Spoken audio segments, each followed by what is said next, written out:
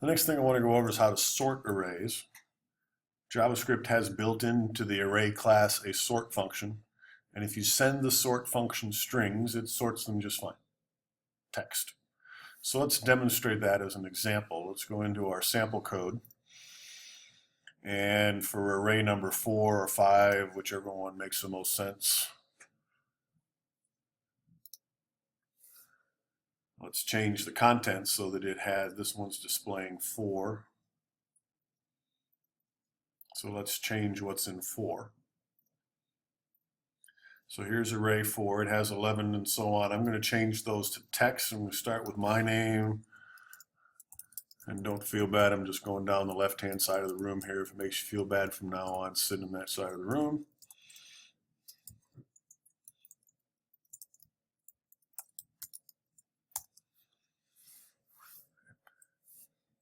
Save that real quick. Go over to Chrome, take a look. What? Paul just got skipped. Paul got skipped? Oh man, he's in the wrong row. I'm just going to quit. It's been another one of those days, and I still got 4.5 hours to go. It is a Monday. No, it's the day. It's a day that includes iOS, is what it is. But so I saved that, and are you the right page? Should be. Refresh. Okay, so there's the names, and they're still displaying twice, so it's time to take that out.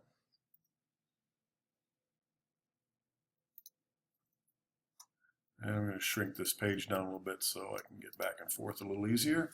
So where's the second display? Is here. Kind of prove my point. And now the next point is, before I display array number 4, I want to sort it.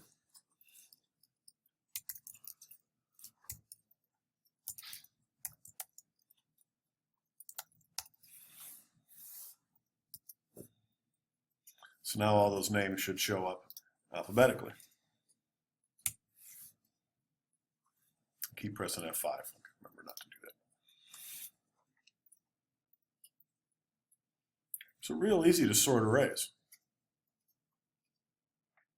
How does it work with numbers, though?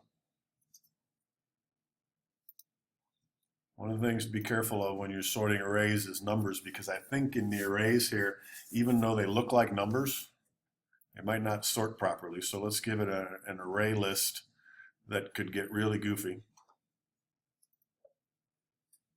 I'm going to give it array number 5 here to sort. And I'm going to put in a 100 and a 1 and a 10 and 11, because alphanumerically those will show up 1, 10, 100, 11, right? And if I add a 2 to that, if those get turned into strings, which is what I'm afraid is going to happen when I sort this, if those get turned into strings, they should sort 1, 10, 11, or 1, 10, 100, 11, and then 2. Save it. Down here, display and sort number 5.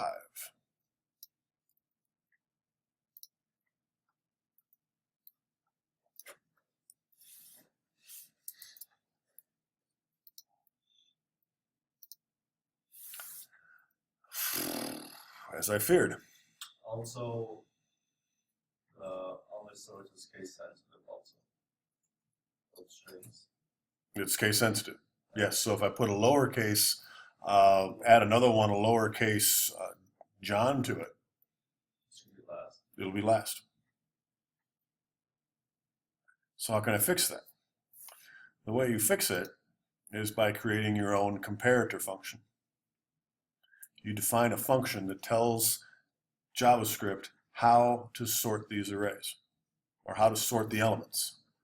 And we did the same kind of thing. Many of you discovered the same kind of thing in Swift, where you write this, looks really convoluted in Swift. You write this convoluted equation, take $0 less than $1.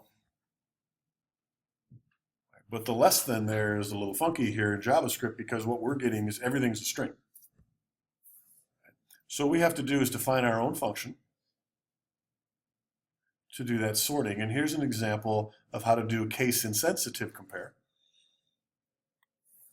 We send in two strings. Whenever we do these functions, you always send in two values, and then you teach it how to compare them by yourself. And you must define three circumstances.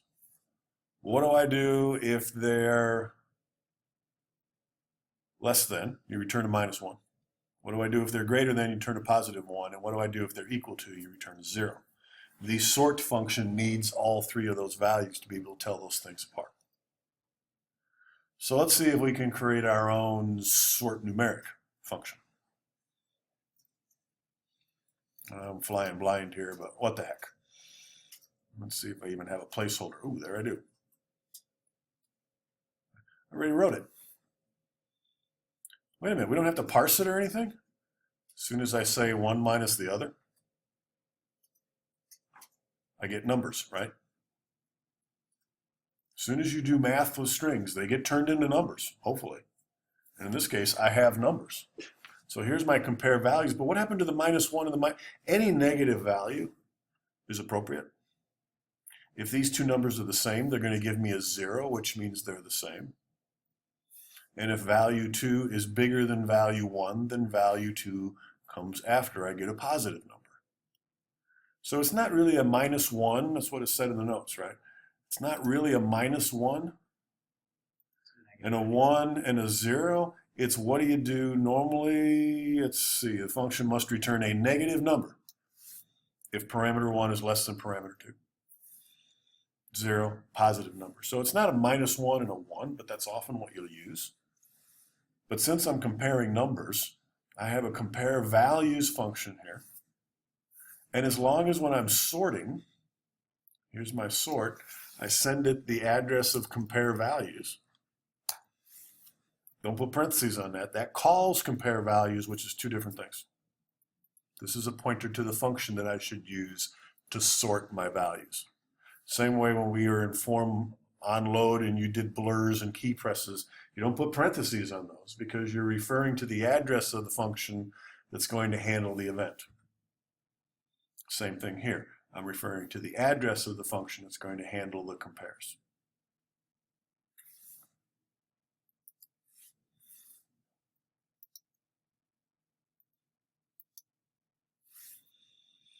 And now it seems to be going, it's sorting them. What happened to my 10? Didn't I have a 10 in that array? Oh, but I still have my delete in there someplace. There you go. Out of array 5, okay. So that should bring my 10 in, but now they're in reverse order, so I must have written that backwards. Don't think so. If value 2 minus 1, it's greater than 0, that means value 2 comes after that one. They should be reversed. Think so? Value 1 minus value Or switch your positives and negatives in the function. 2. The latter switch your, what do you like to call parameters? There they go. I have to think about that. My brain's too tired to think today. I don't know what it is. Monday. I know, Monday. And it's snowing. Well, at least you're doing better than you did last week, Monday. Thanks a Last lot. week, Monday, you had a cold and couldn't talk, sneezing, and, couldn't talk, or couldn't remember terms. So there's an example of how to sort these things. My notes mention that if you do want to sort in reverse order, you could write another sort routine, right, that sorts the other way around. Or you can simply do a myArray.reverse, which is a built-in method to the class, and it reverses it. The downside to this is it reverses it in place, so any array that you had before that was sorted this way is now sorted that way. It's not a different array. You can't assign it to a different location. But even flipping the sort around will do the same thing. Why can't you say new array equals my array dot reverse? No, you'd have to say new array. First of all, if you say new array equals my array, it's not making a copy. You now have two pointers to the same place. So you'd have to copy it first. You'd have to, there's probably, if you needed it, there's probably a copy routine built into the class some places to make a copy of this array. Alternatively, you do a for each and you just send them and keep tacking them on the end. And then sort the new one if you need both. You couldn't do myArray2 equals myArray, and then No, my array, no, because it always makes pointers to the same place.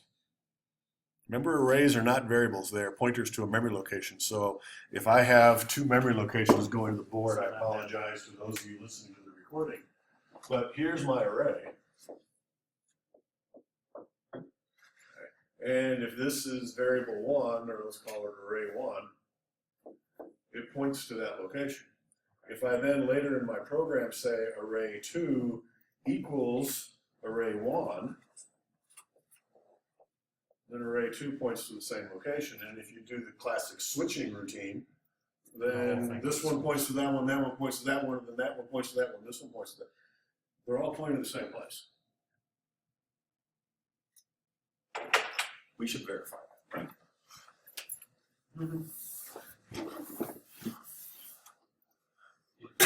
So let's go back in there and verify this real quick. Back up here, where am I messing with all my arrays? I got way too much stuff in here.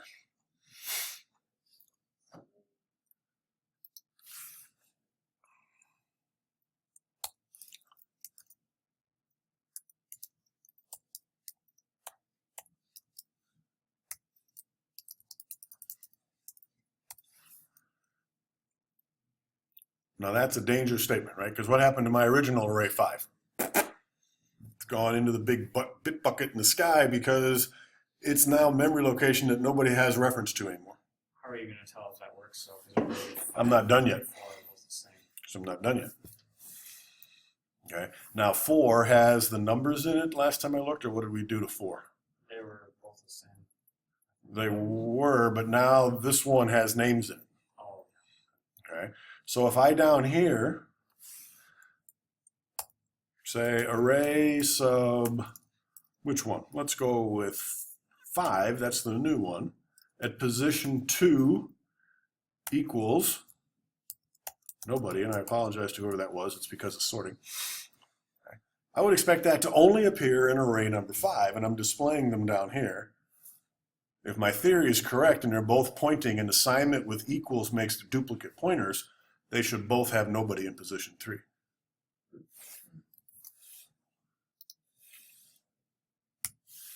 Of course, now I took up all the stuff that displayed them that way.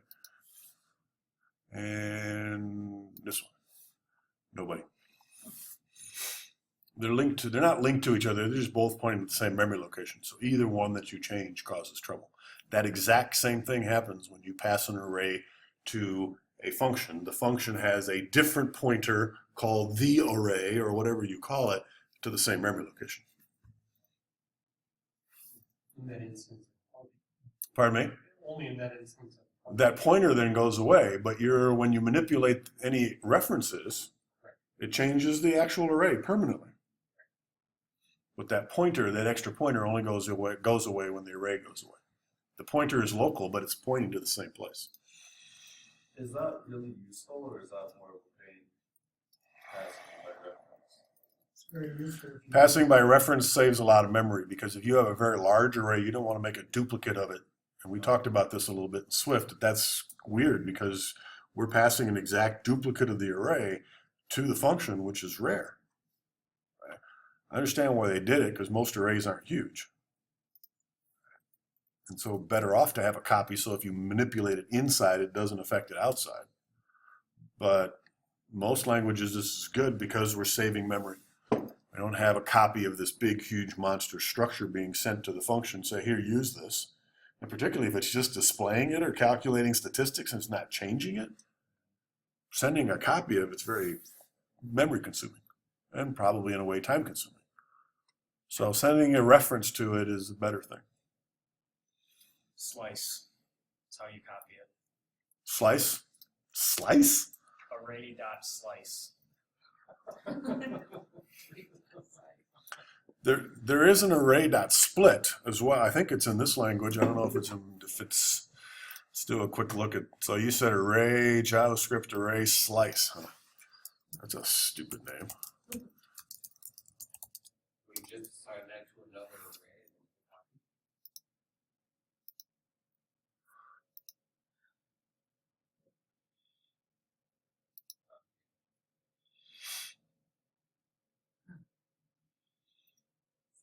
And so if you did 0 through 4 here, you'd get all of them. In this case, they're slicing out 1 through 3, so orange, lemon, and Just one. 1 and 3. So if you did nothing, it would take the entire If you do 0, you get everything, from what I can see. 0 would just Zero would just be banana. banana.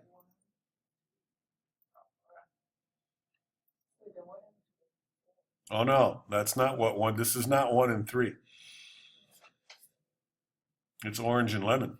Index one. No, It's not 1 and 3. It's 1 through 3, not including the endpoint. I love those. So what this says: start, end, but not the end. 1 through 3, not including the end, but including the D. Yeah, I like that face, Paul. That's good. What? It's 1 and 2. 1 and 2 is what we just got. By putting in 1, 3, we got 1 and 2. I would write a wrapper for that puppy Yeah. just to change it to make it more They sense. did that so you can pass the length and not have to do anything else with it. I suppose. That's horrible. Very confusing. So that might be the way to copy it, but I don't like it. And if I did it, I couldn't. Yeah, so I would have to do 0 through 6 or length. Yeah, If poker don't like it, then we. no, we can't use it. That's right. That's what it is. Sorry. The other one I want to look up here real quick to make sure I'm in the right language is split. Yep. Takes a string No, poker don't like it. and splits it. Right. Takes a string and splits it, and you can designate the split character. In this case, it's a space. So if you have social security numbers, dates separated in ISO format with dashes, and you want to pull them apart, you can just simply do a split, and you'll get an array. I like this part. Okay, and then we've already seen the join, which puts it back together again as a string. Okay, so the join and the split takes arrays and either makes an array from a string or takes the array and turns it into a string. Like getting married, divorced, and then remarried. Kind of, with different connectors. But anyways, Well, they've already pawned off the rings. So right. But the split does come in handy for some functioning, like taking a data part. Do a database. Okay, we already discovered that there is a JavaScript class or function that you can use to pull out individual components of a date, but this can give you all three very quickly, very accessible, 0 through 2. So that one does exist here. My memory is not completely faulty yet. Here's a function for case insensitive sorting if you need to. So all we're doing here is comparing the uppercase versions of what came in. So we're manipulating, but the part to remember is when you say sort, we're sorting strings. If you sent it numbers or some odd weird combination that John wants to put in his array, right? When you say sort that, they all get turned into strings.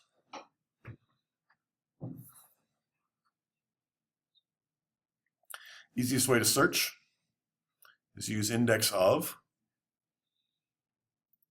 And this works, by the way, only if you're searching, only needs to work, really, if you're searching in an indexed array. So I can do the index of, so let's add that to our code here.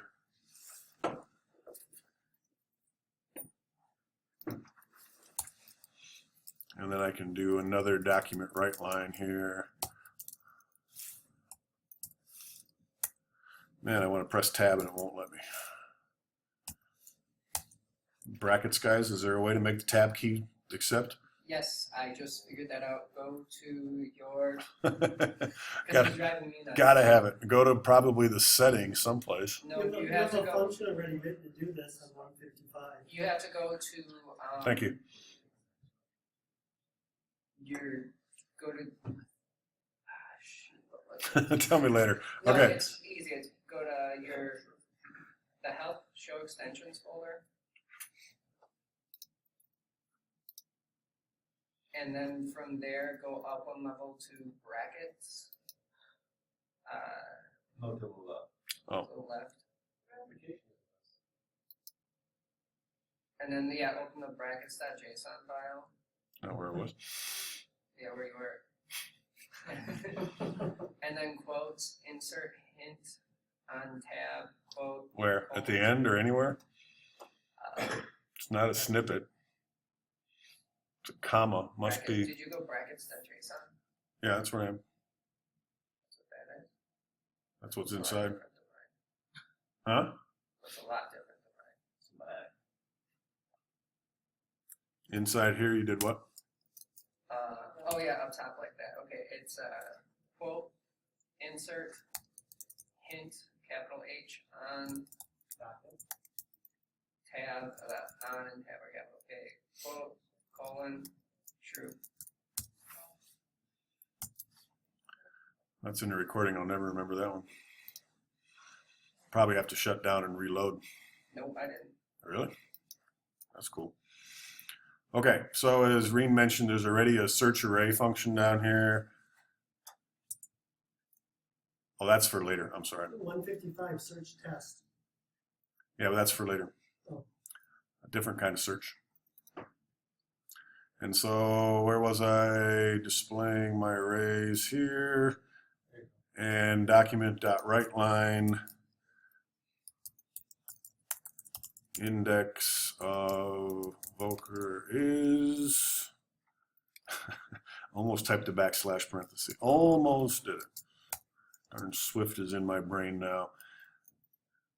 Now if I got now I gotta remember the syntax over here. The syntax is my array dot index of. So the array is array 5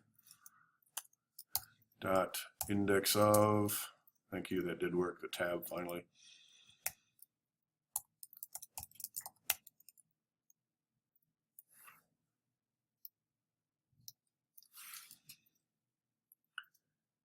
And I'll put a break on that just in case. So this should tell me the index of Voker, which in my 5-element array, I'm pretty sure if I sorted it at this point, probably puts me at position 4. You're missing a parenthesis. Missing a parenthesis for right line. Thank you.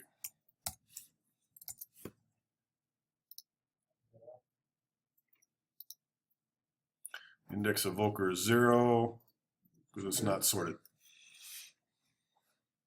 If you sort it, it changes the indices. Oh yeah. Why is it not sorted? Sorting must happen later. Right there. Oh, because I'm comparing values of 4, not 5. What? Array 5 sort using compare values. Oh. Because you've got numbers in it. Yeah, I used to have numbers in it, but why wouldn't it? Okay, now it doesn't have that anymore. Made such a mess of my examples here. Array 5 did have the numbers in it. Array 4 had the names. But then we copied them. Oh, Right here, array 5 equals array 4. And then I put in the nobody, but it never, it sorted them using comparing numbers, which isn't going to work.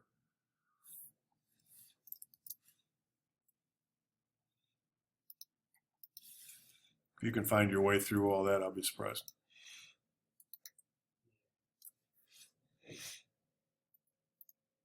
So I was sorting it incorrectly. I don't know what it did, because we were subtracting strings. They were all zeros because when it found those strings, tried to convert them into numbers, it turned them all into zero. So that's what happened.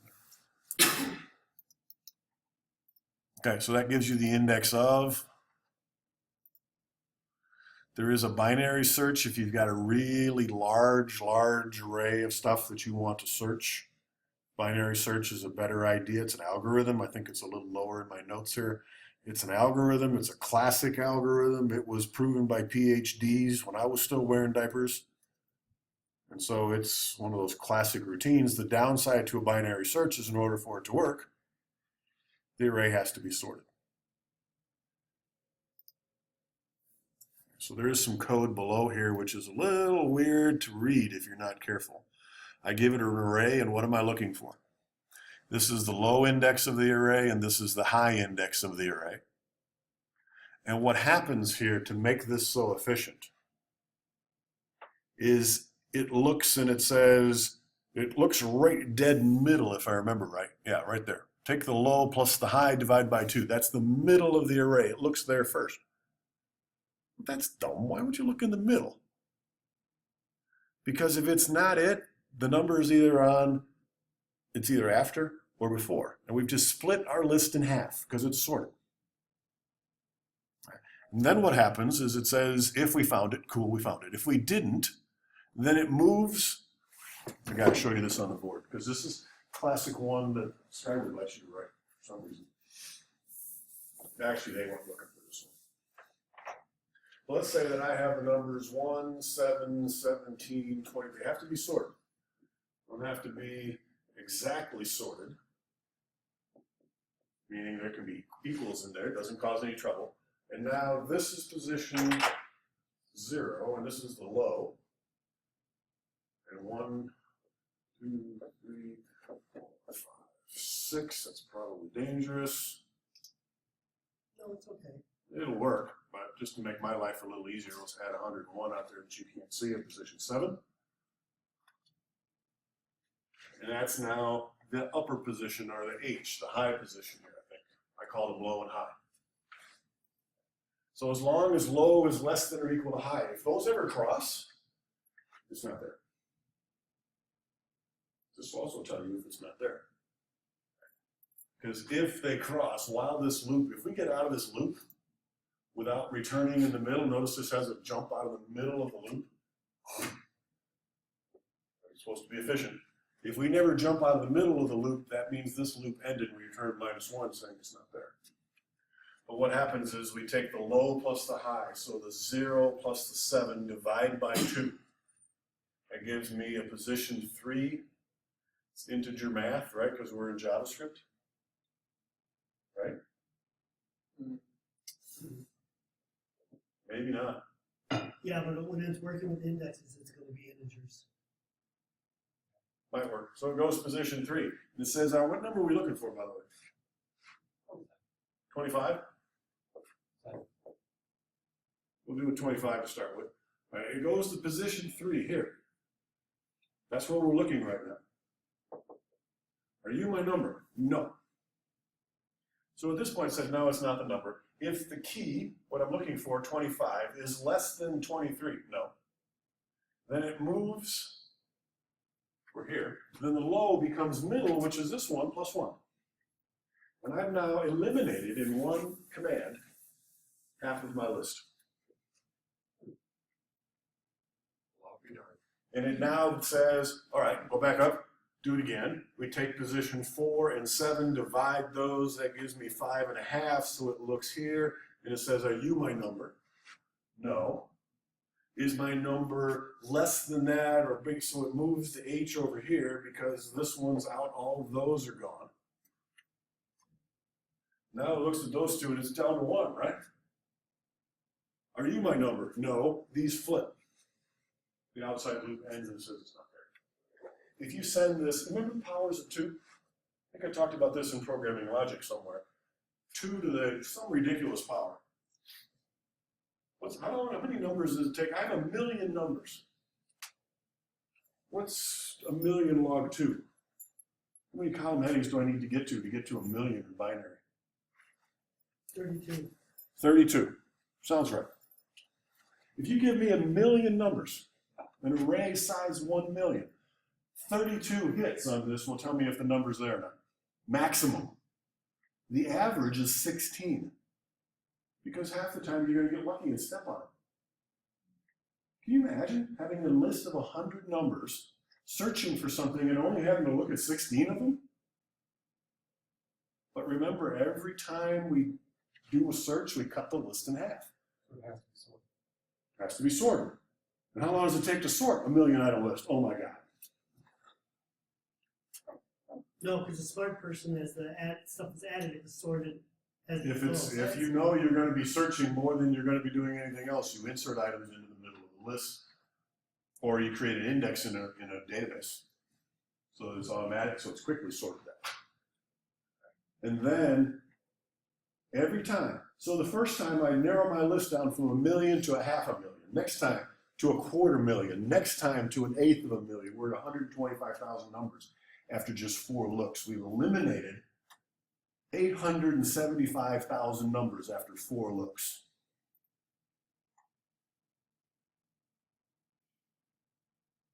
You can imagine it doesn't take, according to Green's 32, it doesn't take that many more to get down to nothing. because of the powers of 2. I think I did an example in programming logic beginning. How many times would you have to fold a piece of paper before it touched the moon? I think I did the math once upon a time, and it's like 125 times if you could do it. Because 2 to the 125th powers is some astronomical number. It doesn't take long. Can't do it with a piece of paper unless it's huge. I think Mythbusters have proven that. 7 volts. 7 is the maximum when. It took a forklift to do the 7th fold. Okay, so fine, I won't fold it. I'll cut the stack in half and stack it. Right? Same effect. Except cutting a stack in half that's a couple of miles high is not easy either. But anyways, you get the idea. This is where binary comes in. And if you look at it, it is such a simple equation. And this is the more complicated one. There's another one that uses recursion.